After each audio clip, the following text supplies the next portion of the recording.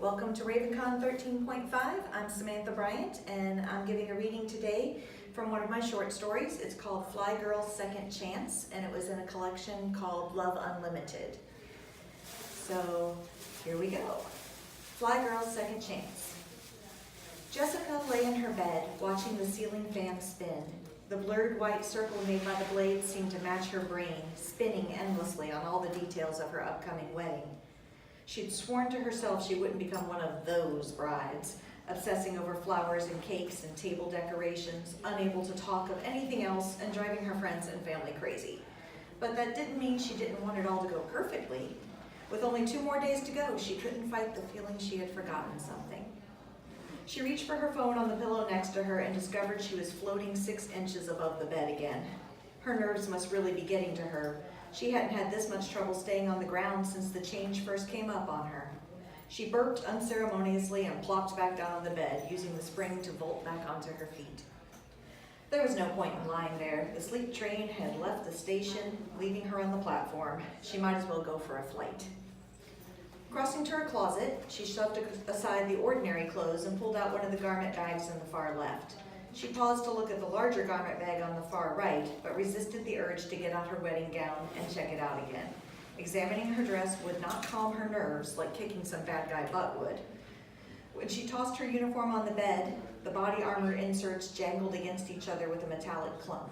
The sound comforted her, promising safety and protection. A few minutes later, dressed as her alter ego Flygirl, her blonde hair tucked under the mask with the fake red locks hanging beneath, she examined herself in the mirror. She'd chosen the blue and white, flashier version of her uniform. When night flying, she nearly always wore the recognizable one so people didn't call 911 to report a burglar or anything, like they sometimes did when she went out in her all-black stealth uniform. She picked up her phone and checked in, letting dispatch know about her planned extra patrol in Moore Square. Acknowledgement came back quickly, without an assignment. So there were no active calls. Jessica tried not to feel disappointed. Stopping by the guest bedroom where her mother had been sleeping more often lately, she rapped lightly on the door and pushed it open when no one answered. Her mother had fallen asleep with a book lying across her chest again. Jessica laid a hand on her shoulder and shook her gently. "I'm going on patrol, Mom." Her mother murmured, still mostly asleep. "Everything okay?" "Yes, just a patrol, no call. You'll handle the boys if they wake?" The answering agreement fell softly, so Jessica added a note to the hall chalkboard too, just in case. "On patrol, ask Grandma." Then she climbed up the narrow staircase to the attic and opened the windows. She could see the streets of her suburban neighborhood from up there. At 2 in the morning on a weeknight, she could make out a few stars in spite of the light pollution caused by Springfield's growing cityscape. Leaning out, she breathed in the night air, a little moist still, with the humidity of a southern summer lingering even into the darkness.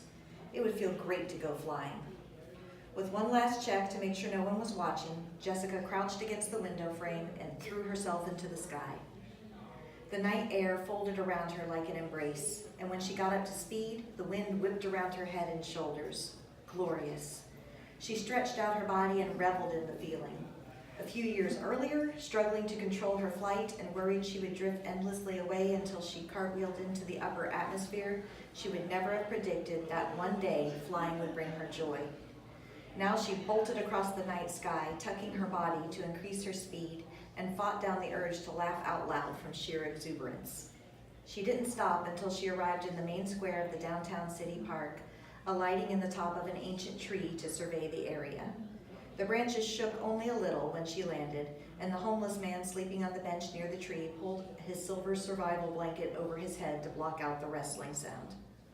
Hovering near the cover of the treetops, Jessica floated in a small circle, checking out the park as far as she could see. Quiet. She decided to make a circuit anyway. Spiraling back into the air, she directed her body toward the lake. The flat surface reflected the city lights, and she dropped to skim the surface, dipping her fingertips into the water the way a heron might dip its wings. Movement on the far side of the lake caught her eye, so she darted to the reeds along the west side and rose into the low branches of the bordering trees, moving more stealthily towards the figures she had seen. There were 2. A small man, lying on the ground with his arms over his face, and looming over him, a tall lizard-like creature whose green scales reflected the streetlights. The tall, muscular creature's shock of red hair waved each time it moved. The man on the ground looked like he might cry from fright. Jessica leaped from the tree and flew to the scene, dropping down neatly behind the man on the ground. "What's going on?" she asked. The man tried to scuttle away, but bumped against her shins and rolled into a ball at her feet. Jessica looked down at him, suppressing a laugh. "Purse snatcher," growled the lizard beast, which already seemed to be shrinking before Jessica's eyes to her friend Patricia's more normal size, which, while still tall, was less gargantuan. Nodding, Jessica slipped cuffs around the man's wrist and moved him to a nearby bench, then picked up the bright blue clutch purse from the ground.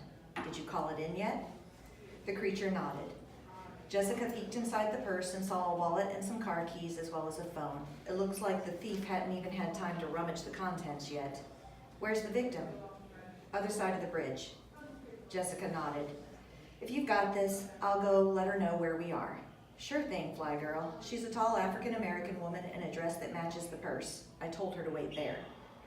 Jessica tossed Patricia the purse. "You better hold on to this until the retrieval team gets here to take statements." Patricia held it against her scaly torso and grinned, the expression horrifying in her fighting form. It was like watching a crocodile smile.